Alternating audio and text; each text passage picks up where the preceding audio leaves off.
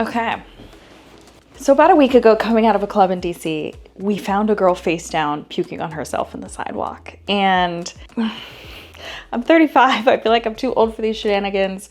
But at the same time, this 2 a.m. diversion that had us out there for 2 hours making sure she was okay, and then I didn't go to bed till 4:30, really restored my faith in humanity. So let's talk about it. I'm also in my new apartment.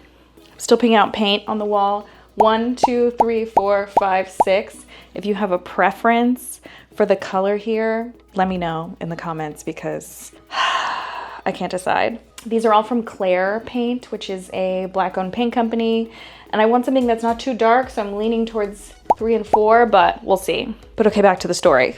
So somehow I started the evening at a barbecue. I was wearing patent shiny leather Birkenstocks and very casual clothes. And as weekends sometimes do, it evolved.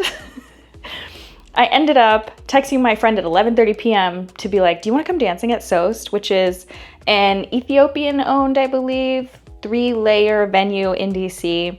It's right in the heart of the city. It has definitely become kind of a hub for Black and diaspora nightlife. And she said, why not? So next thing you know, I'm bent over, throwing ass in my Birkenstocks. Bae and I were having a wonderful time, drinking drinks that are quite strong, I must say, Söst, and truly just living our best lives to a mix of amapiano, hip hop, R&B. There was a lot of 2000s in there. It felt like a really good throwback night. And as we got ready to leave, I remember one of our friends saying, y'all are leaving already? Like it's only 2, or maybe it's 1:30 at this point. Like, you know, the party could go on. And I'm like, nah, we need chicken. Okay, I've been drinking. It's been a long day. I was in the sun. I need chicken and whiskey. I need something substantial in my belly before I go to sleep. And that's when we leave and walk out and we see this girl face down in the sidewalk. Now, I don't know if she will have any memory of us stopping, but we couldn't just walk by and leave this girl. She was incoherent. She couldn't lift her head up. And her best friend, who looked like he was maybe 18 or 19, this guy was sitting with her. Now, we did ask her, do you know him? And she managed to say, yeah, that's my best friend. And then that's pretty much all we got out of her for the rest of the night. And he just looked overwhelmed. He was like, she's really drunk. I can't carry her. I don't know what to do. And we're like, all right, we can't leave them. We've all been that drunk. And no matter how drunk you get, everyone deserves to get home safely and, you know, live to tell the story and feel the deep, deep regret when your head feels like it's going to split open the next day. So my friend Imani and I, Imani, who you may know from Imani at Home, we get to work. She's making sure that this girl isn't rolling on her back because for some reason she keeps wanting to roll on her back, but she's puking. We don't want her to throw up. We're passing her napkins. We're coordinating with her friend who's like, I called my parents. And I'm like, you know what?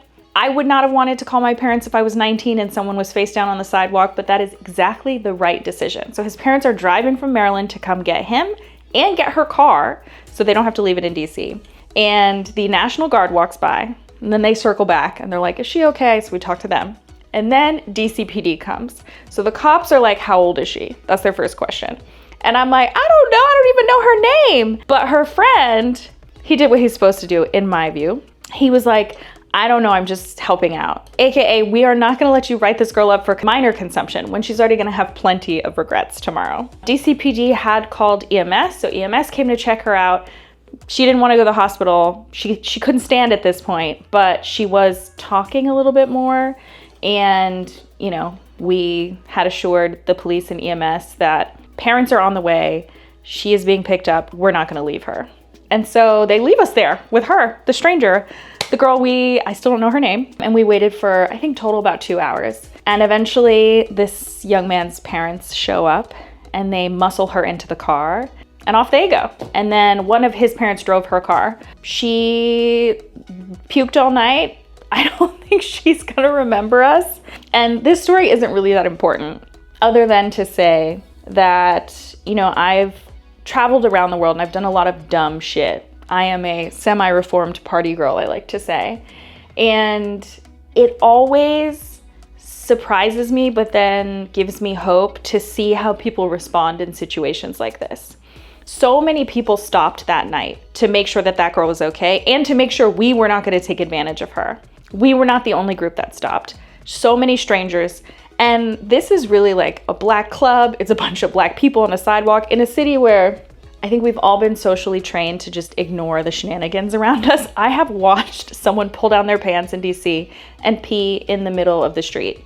And you keep it moving because it's not your business. But so many black folks especially pulled up to be like, nah, we ain't leaving her. We got to make sure she's okay. Who are you? What's going on? Is somebody coming? Has she been checked over?